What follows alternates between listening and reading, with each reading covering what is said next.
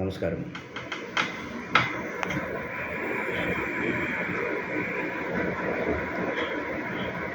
നമ്മുടെ രാജ്യതലസ്ഥാനത്ത് ഇന്ന് വിദ്യാർത്ഥികൾ ഇന്ന് പ്രക്ഷോഭത്തിലും സമരത്തിലുമായിരിക്കുന്നല്ലോ. വളരെ ദൗർഭാഗ്യകരമായ ഒരു സംഭവമാണ്. പരീക്ഷാ ക്രമക്കേടിൽ സംഭവിച്ചതാണ്.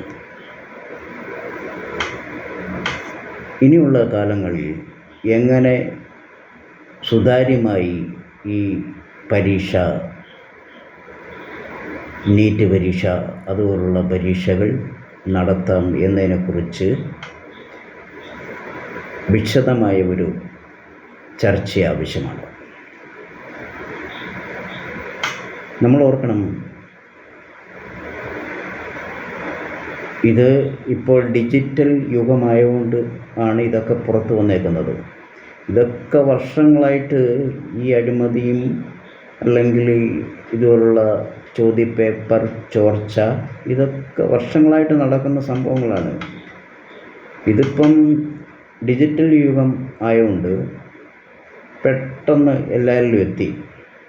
വാട്സപ്പ്, ടെലഗ്രാം ഇതുവഴിയൊക്കെ ഇത് കൊടുത്തുകൊണ്ട് പെട്ടെന്ന് എല്ലാവരിലും എത്തി. അങ്ങനെ ഇത് ആഗോളമായിട്ടൊരു സംഭവമായിട്ട് മാറി, എല്ലാവരും തിരിച്ചറിഞ്ഞു എന്നുള്ളതാണ്. ഇതൊന്നും ഇല്ലാത്ത കാലഘട്ടങ്ങളിലും ഇതൊക്കെ നടക്കുന്നുണ്ട്.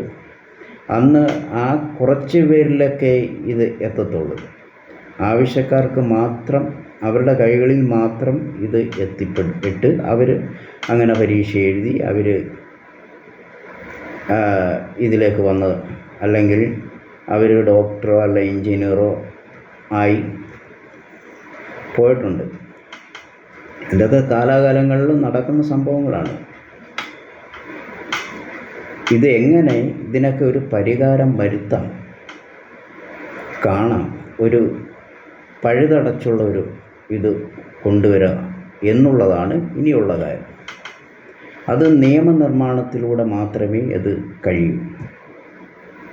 നിയമം കൊണ്ടുവരണം, പഴുതടച്ചുള്ള നിയമം ഈ കാര്യത്തിൽ കൊണ്ടുവരണം. പിന്നെ ഒന്നോർത്താൽ, മനുഷ്യൻ എവിടെ കൈകാര്യം, ഏത് മേഖലയിൽ കൈകാര്യം ചെയ്താലും അത് നല്ല പ്രവൃത്തിക്കായിട്ട് അതിൻ്റെ സുതാര്യമായിട്ടുള്ള രീതിയിൽ പ്രവർത്തിക്കുന്നവരുണ്ട്.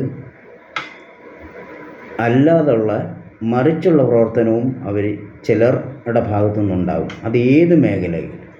നമ്മുടെ ഭക്ഷ്യ കാര്യങ്ങളിൽ മായം കലർത്തുന്നത് കുറ്റകരമാണ് എന്ന് നിയമമുണ്ട്, വലിയ ശിക്ഷ കൊടുക്കുന്നുണ്ട്, എത്രയോ പേർ ജയിലിൽ കിടക്കുന്നു. പക്ഷേ ഇന്നും ഭക്ഷ്യധാന്യങ്ങളിൽ അല്ലെ നമ്മൾ കഴിക്കുന്ന ആഹാര സാധനങ്ങളിൽ മായം കലർത്തുന്നില്ലേ? കള്ളനോട്ടടിക്കുന്നത് കുറ്റകരമാണ് എന്നുള്ളത് കടുത്ത ശിക്ഷ കൊടുക്കുന്ന ഒരു രാജ്യമാണ് നമ്മുടെ ഉള്ളത്. എന്നിട്ടും കള്ളനോട്ട് ഇന്ന് പലയിടത്തും അടിക്കുന്നില്ലേ? അങ്ങനെ നോക്കുമ്പോൾ എന്ത് ചെയ്യരുത്, ചെയ്തുകൂടാ എന്നുള്ളത് എടുത്ത് ചിലർ പൗരന്മാർ അവർ അത് തന്നെ ചെയ്യുന്നുണ്ട്. കൈക്കൂലി വാങ്ങരുത് എന്നുള്ളത് നിയമമുള്ളിടത്ത് എത്രയോ പേർ കൈക്കൂലി വാങ്ങുന്നു. ഇതെല്ലാം ഇതിലുള്ളതാണ്. എത്ര നിയമവും അല്ലെങ്കിൽ എത്ര ജയിലിൽ കിടന്നാലും ആൾക്കാർ പിന്നെയും മനുഷ്യർ അല്ലെങ്കിൽ പൗരന്മാർ അങ്ങനെ ചെയ്യുന്നുണ്ട്. ഇനിയിപ്പോൾ പരീക്ഷ ഇപ്പോൾ ഈ പ്രക്ഷോഭം നടത്തി ഇനിയുള്ള കാലങ്ങളിൽ അങ്ങനെ വരുത്തില്ല, അല്ലെങ്കിൽ ചോദ്യപേപ്പർ വരത്തില്ല എന്ന് നമുക്ക് പറയാൻ പറ്റത്തില്ല. കാരണം നിയമപരമായിട്ട് ഇനി കർശന നിയമം കൊണ്ടുവന്നുകൊണ്ട് അതിനെ ഒരു പരിധിവരെ തടയാൻ പറ്റും. അതല്ലേ പറഞ്ഞു, മനുഷ്യനെ എവിടെ കൈ കടത്തിയാലും ഇതൊക്കെ ചോരും. ചോരാൻ സാധ്യതയുണ്ട്.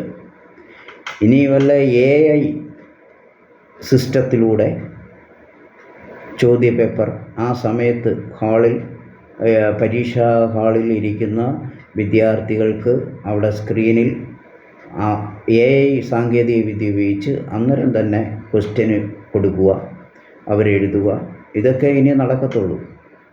അവിടെയൊക്കെ സുതാര്യത കൊണ്ടുവരാൻ പറ്റുമോ എന്നാണ് എൻ്റെ ഒരു കാഴ്ചപ്പാട്.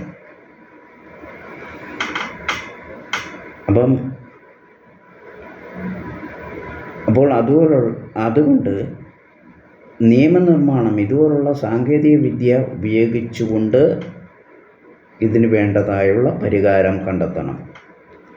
നമ്മുടെ മനുഷ്യൻ ഞാൻ മുമ്പ് പറഞ്ഞ പോലെ ഇപ്പോൾ പ്രതിരോധ രംഗത്ത് പ്രവർത്തിക്കുന്നവരാണ് നമ്മുടെ രാജ്യത്തിൻ്റെ സുരക്ഷയ്ക്ക് ഭീഷണിയായിക്കൊണ്ട് ഇവിടുത്തെ രഹസ്യങ്ങൾ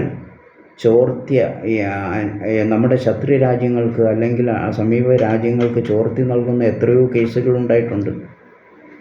പ്രതിരോധ മേഖലയിൽ പ്രവർത്തിച്ചു കൊണ്ടിരിക്കുന്ന ജോലി ചെയ്യുന്ന നമ്മുടെ പൗരന്മാരാണ് പലരും. എത്രയോ പേര് ജയിലിൽ കിടക്കുന്നു. അതാ ഞാൻ പറഞ്ഞത്, ഏത് മേഖലയിൽ മനുഷ്യനോ അല്ലെ പൗരന്മാരുണ്ടാവും, ചിലർ അത് ദുരുപയോഗം ചെയ്യുന്നു. അത് ഇവിടെ പണ്ട് മുതലേ കണ്ടുവരുന്നതാണ്. ഇനിയിപ്പോൾ ഞാൻ ഈ പറഞ്ഞതുപോലെ ഇതിന് പരിഹാരം ചെയ്യേണ്ടത് നിയമനിർമ്മാണം, പിന്നെ പുത്തൻ AI സാങ്കേതിക വിദ്യയിലൂടെ ഇതൊക്കെ പരിഹരിക്കണം. അതേ സാധ്യമാകുള്ളൂ.